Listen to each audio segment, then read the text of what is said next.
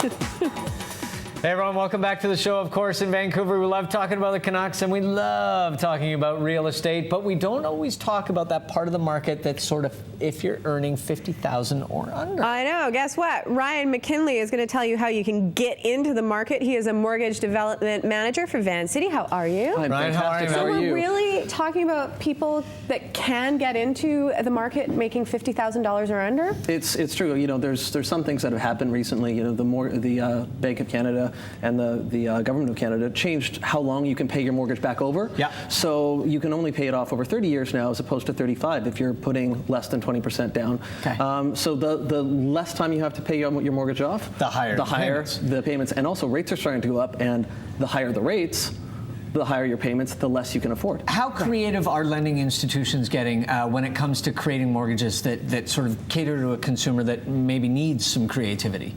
Well, there are a lot of things you can do. I think it was really born out of necessity, the fact that, you know, people are having to find more creative ways to get into the market, and institutions, including Vancity, are coming to the plate, coming up with products that allow people to get into the market, even in Vancouver. Okay, we have a few examples, and we're going to talk about neighborhoods because everybody thinks of Yaletown, probably one of the most preferable areas of downtown living, and everybody assumes that this is sort of $1 million and above. What are we looking places. at here? So right here is a 2-bedroom in Yaletown, newer building, almost 900 square feet, about $500,000. Yeah. You know, a lot of people when they're looking to buy their first place, you know, they're thinking about that small 1-bedroom. In Yaletown, you're looking at about $400,000.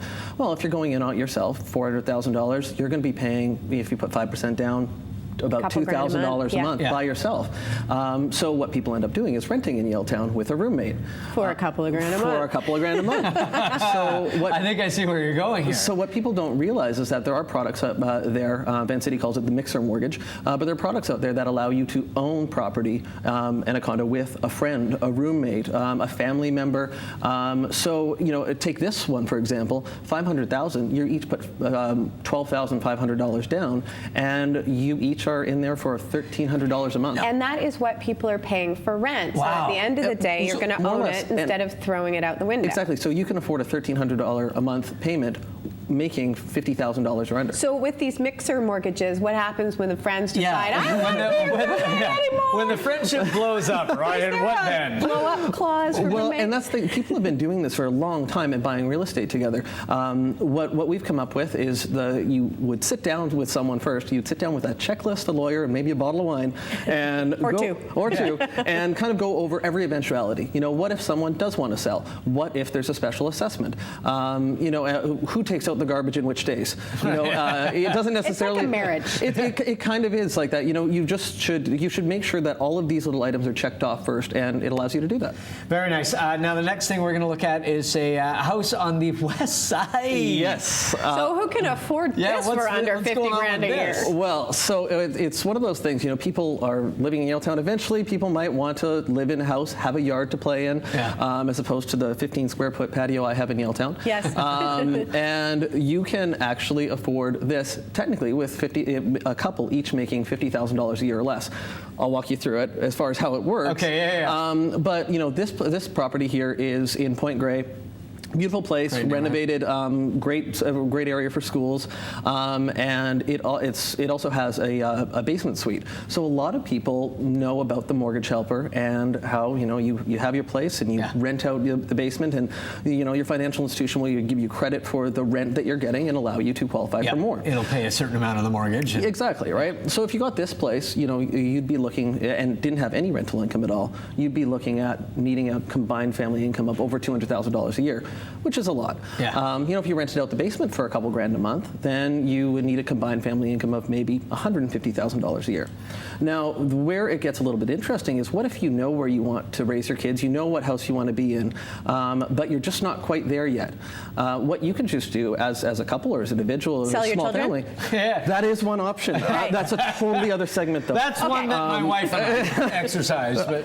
Well, what you can do is choose to live in the basement. Rent out the top portion of the house. You know, and then when you feel it's right and when you're making enough money, move into the top. So it's planning ahead. It's planning so you're ahead. living in a basement suite anyway. You might as well. You might as well try own the and whole own house. it. And, Yeah. and financial institutions will give you credit for that, the rent that's coming in, and offset it against your And mortgage. because you own that house, you can also put conditions on the renters upstairs, like you get equal access to the backyard, so you still got all those things you can that you definitely love do that. about a house. Yeah, Okay, let's go to the Brilliant. West End because there's lots of great buildings there. There's lots of fantastic views. There are. It's a beautiful, beautiful place, and real estate that's often overlooked is our co-ops.